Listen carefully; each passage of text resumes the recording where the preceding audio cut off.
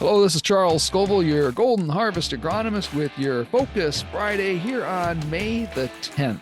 This week, we're going to talk a little bit about how that GHX app experiment's been going with that corn, quote unquote, planted on the 1st of February.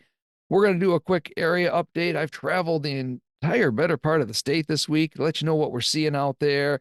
And then thirdly, I've got a guest with me who is actually a past winner of the Michigan Soybean Yield Contest. He's going to share some secrets with us here about how to grow those high yielding soybeans. So jumping right in on the GHX app, that field here in mid-Michigan, the app is telling me that we're at a 48-degree soil temperature, but we're going to get up to 58 degrees today. So soil temperature really at this point in time is a non-issue. It's all about those soil moisture conditions. And here we're sitting at 22% soil moisture. Now it looks damper than that on top, but certainly with the subsoil moisture out there, we are drier than normal being that 35% here in mid-Michigan. Not ready to run the planter today, though. As far as heat units, 123 heat units. So that means we have emerged corn, and it's forecasting we're going to see a V1 by the 12th of the month here. So by Sunday, pretty exciting. We're starting to grab some heat units there. Going to be a little colder right away, but then we're going to warm up again.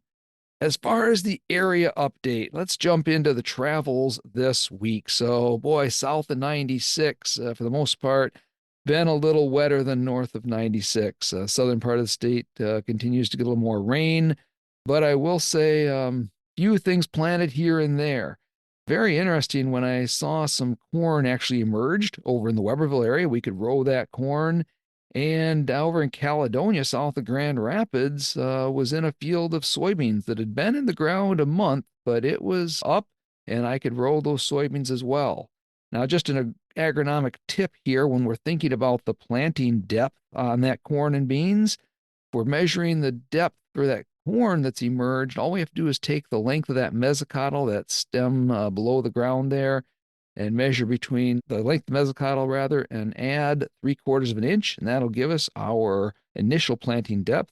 Soybeans is a little different though. When I was digging soybeans this week to look at planting depth, we want to dig up and look for that little crook or bend in the stem down low near the bottom of that root there, and measure from there up to the soil line, and that'll give us our soybean planting depth. And that was in about 2 inches, which is truly ideal for that early planted soybeans.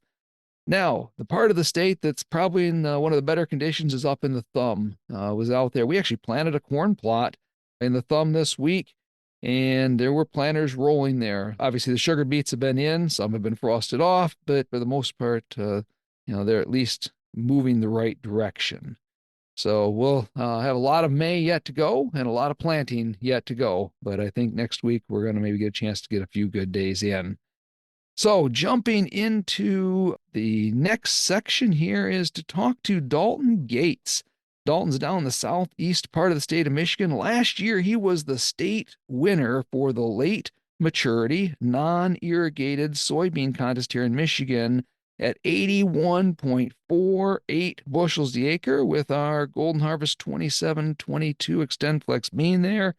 And boy, that's really exciting to have a state winner. And so I've asked Dalton to join us here. How are you doing today? I'm doing good, Charles. Thanks for having me on. It was a pretty exciting thing last year to be a winner, and looking forward to kind of pushing those yields a little higher and higher as we learn more. Awesome. Well, going to ask you to share a few things with us today as people are thinking about how they're going to increase yields on their own farms. And as we think about this, I want to know what is top of mind for you right now prior to planting these fields that are potentially going to be in the soybean growers yield contest this year.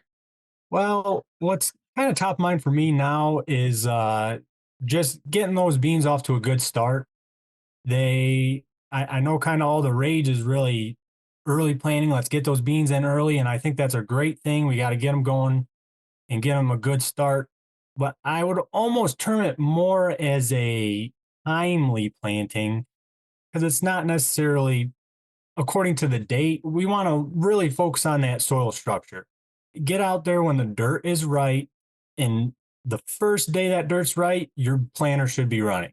You can't get out there before it, because if you get out there before it, your soil's going to be a little damp. You might suffer a little bit of compaction, and soil structure needs to be our number one focus. If we have good soil structure, we're going to have good root structure, and that good root structure is just going to lead to a good, healthy plant.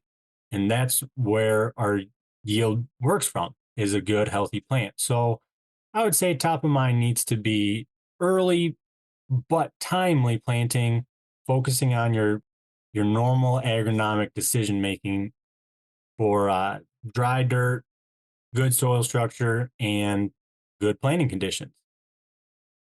Well, I couldn't agree more. It's that's one of the things I like to preach time in and time out. I think you're spot on there. When we think about mistakes you've made, we all make mistakes. We all learn from those mistakes. But if you think back on your own situation there, anything you want to share with our listeners here today about mistakes you've made and what you've learned from those? Well, I've definitely made plenty of mistakes, so trying to learn from those mistakes and get plenty of them to choose from. But I would say one of the biggest ones is kind of tailing off our early planting here, is planted some in various row spacings in the early planting window. And I personally have preferred to widen up my row spacing a little bit. I've seen some crusting in the early planting, just from the nature of it. You get that bean in early and it sits there a little longer, and they have a hard time pushing through if you get some rains and a little bit of hard soil. So I prefer on my early planting to go in that 30-inch row, because that way these beans get a nice little buddy right next to them to push through, and they get a little assistance breaking through. And I feel you get a better stand when they have the assistance in that wide row. And if we don't have a good stand, you don't have a good starting point. And we want to really start with an excellent start for these soybeans to really take off. That's great advice there. Yeah, I see more and more wider rows, and especially when we're looking for that uniform stand and helping get out of the ground. Certainly great advice. I appreciate that. The last question I've got is, if some of my listeners are thinking, hey, I should try to enter this Michigan soybean growers or even the Golden Harvest Go for the Gold Yield Contest this year for the very first time, what advice would you give somebody that's just thinking about getting into this?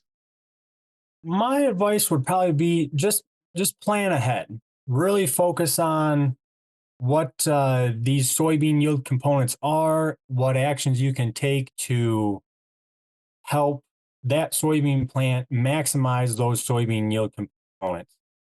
And it might not necessarily be going out there and dumping a bunch of fertilizer, spending a lot of money on foliars or anything like that.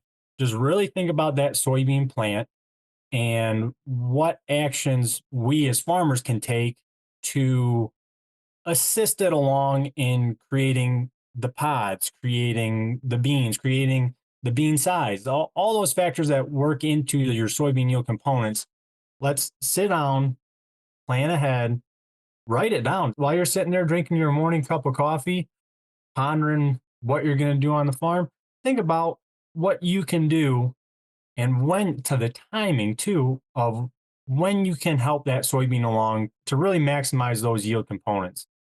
I can't stress enough the writing it down, because us farmers have so much going on.